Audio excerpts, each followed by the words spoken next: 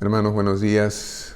Señor te bendiga. Estamos ya 21 de noviembre del 2020. La lectura bíblica está siempre en 1 Pedro 2, esta vez versículos 9 y 10. Una gran motivación es el texto o el título para nuestro devocional.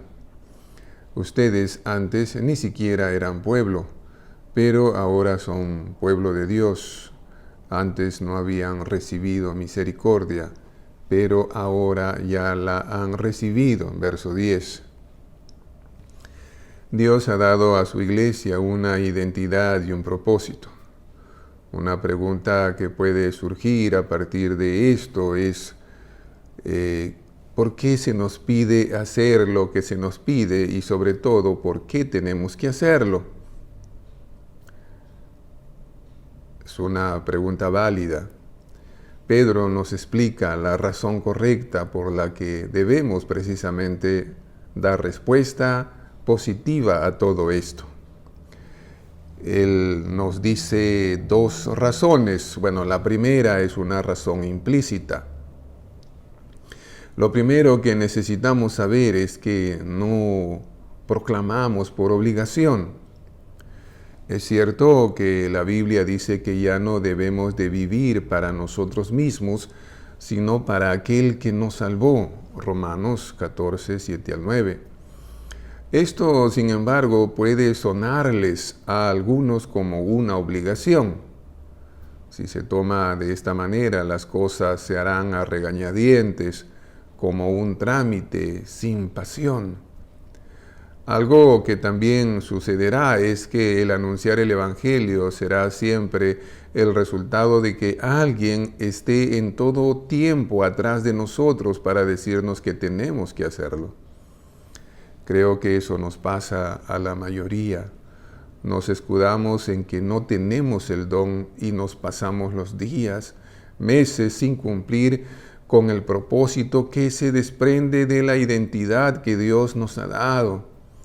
Compartir el Evangelio por obligación nunca será una respuesta adecuada. El motivo correcto es por gratitud y compasión. Pedro dice, mírense a ustedes mismos. ¿En qué condiciones se encontraban? No eran pueblo, no tenían ni siquiera una nacionalidad, ahora la tienen. Eran objetos de la ira de Dios. El inminente castigo de Dios estaba sobre ustedes. Ahora han recibido misericordia. Él mismo los ha sacado de esta situación. Dos motivos se desprenden de lo que Pedro nos dice.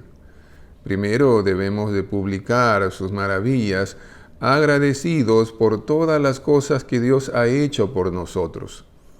Es así que mostramos gratitud por su misericordia.